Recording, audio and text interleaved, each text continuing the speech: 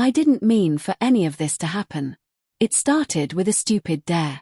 One reckless, humiliating, completely harmless dare, or at least that's what I thought.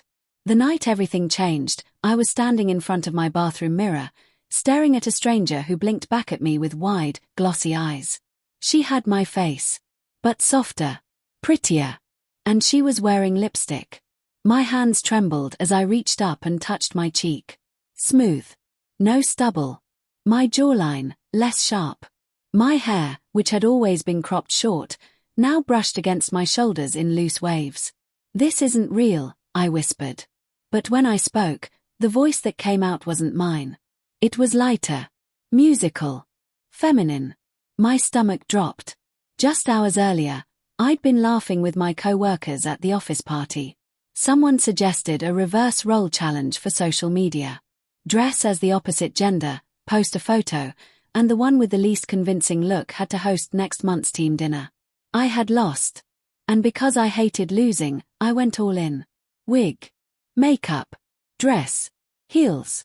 I remember joking in front of the mirror, "Watch me wake up like this tomorrow." Everyone laughed. I should have known better than to say that. Because when I woke up the next morning, still dizzy from cheap champagne and regret, I wasn't wearing the costume anymore. The costume was me. I thought maybe I was still drunk. Maybe it was a dream. I splashed water on my face. I even pinched myself. Pain bloomed. Nothing changed. The girl in the mirror blinked in panic. And she was me. The first real horror hit when my phone buzzed. "Morning, sis," my best friend Mark texted.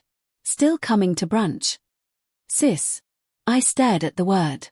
I typed back, "Why are you calling me that?" 3 dots appeared. Because you've been my little sister since college. Are you okay?" My chest tightened. No. I scrolled through my photos. Every single one had changed. Group pictures from college, there I was, smiling in sundresses. Office holiday parties, there I stood in heels beside my co-workers. Family gatherings, my parents hugging their daughter. My daughter. I ran to my wallet. Driver's license. Female. Name, Emily Carter. Emily. That wasn't my name. But somewhere deep inside, a flicker of recognition stirred. Like hearing a melody you didn't remember learning. I stumbled back onto the bed, heart racing. My whole life had rewritten itself overnight. Except my memories hadn't. I remembered being him. I remembered my old name. But the world remembered her. Leaving the apartment felt like stepping onto a stage without a script. The hallway smelled the same, cheap carpet cleaner and someone's burnt toast. But when Mrs. Donnelly from across the hall saw me, she smiled warmly. "Morning, Emily. You look lovely today."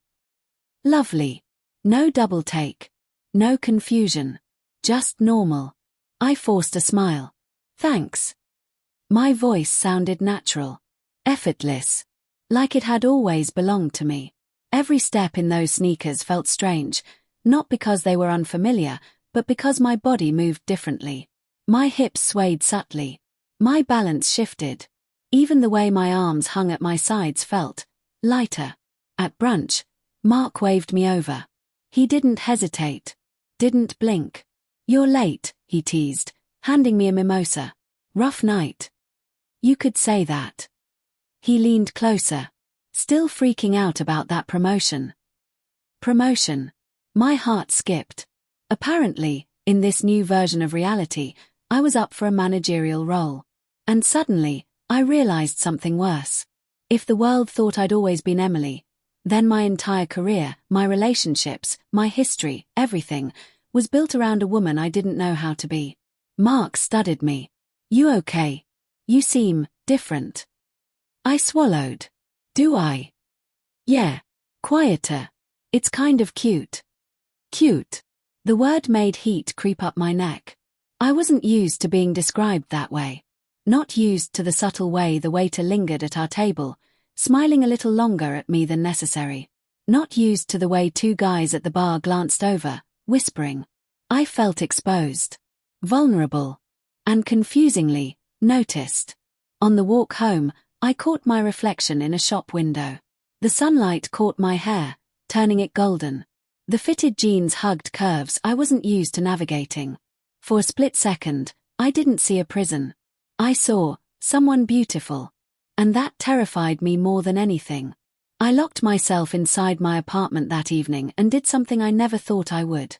I explored. Not because I wanted to. Because I needed to understand what I was trapped in. My closet was full of clothes that somehow felt both foreign and familiar. Soft fabrics brushed against my fingers, silk blouses, fitted skirts, delicate lace. I pulled out a pale blue dress and held it up. Fine, I muttered. If this is my life, I need to know what I'm dealing with. Changing felt surreal. The fabric slid over my skin like water. It hugged my waist, flared at the hips. I turned toward the mirror. My breath caught. The girl staring back at me looked nervous. Unsure. But undeniably stunning. I stepped closer, examining details. The curve of my collarbone. The subtle slope of my shoulders. The way the dress accentuated everything I wasn't used to having. I reached for the makeup kit on the vanity. Apparently, Emily knew what she was doing. My hands moved hesitantly at first, brushing foundation across my cheeks, tracing eyeliner along my lashes. But muscle memory I didn't consciously possess guided me. When I finished, I barely recognized myself. Not because I looked different, but because I looked right. A knock at the door shattered the moment. I jumped. It's Claire. Claire. My coworker. Panic surged. I couldn't let anyone see me like this. But this was how they always saw me. I opened the door. Claire's eyes widened. Wow. Someone got dressed up. Hot date. No. Just trying something new. She grinned. Well, it's working. Her casual confidence made something inside me soften. Maybe this didn't have to be a nightmare. Maybe it could be an experiment. That weekend, I did something reckless. I went out alone. The dress was black this time. Sleek. Confident.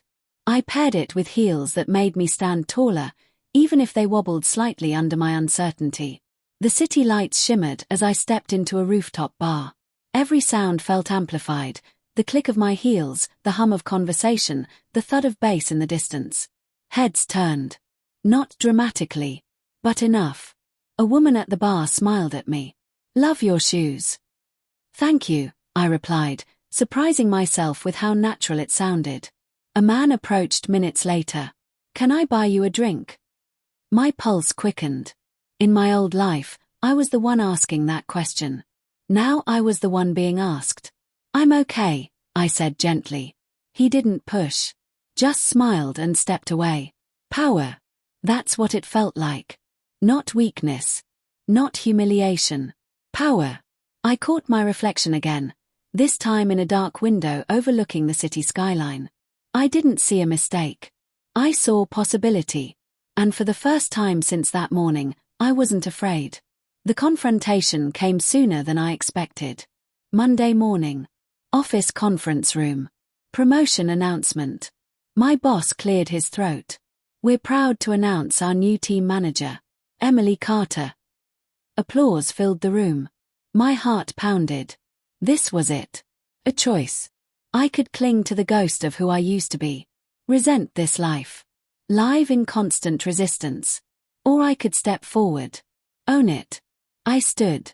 Every eye on me.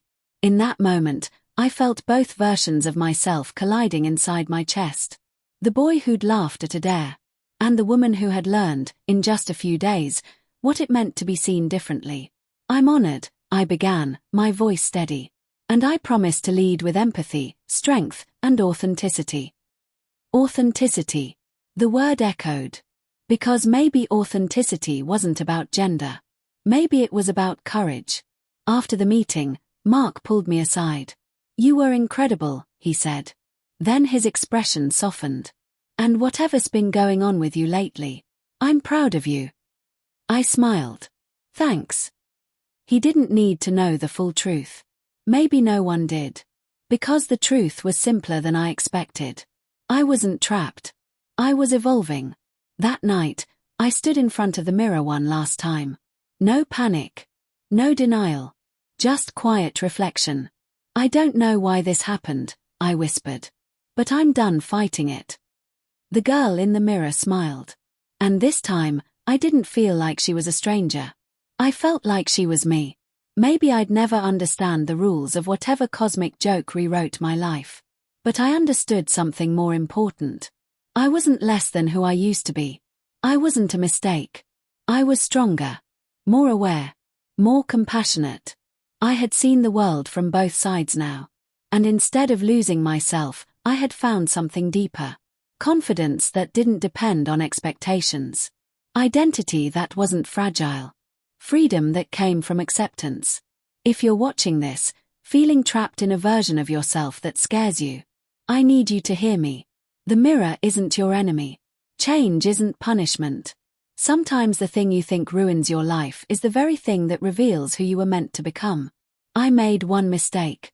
And it gave me the courage to live fully. As her. As me.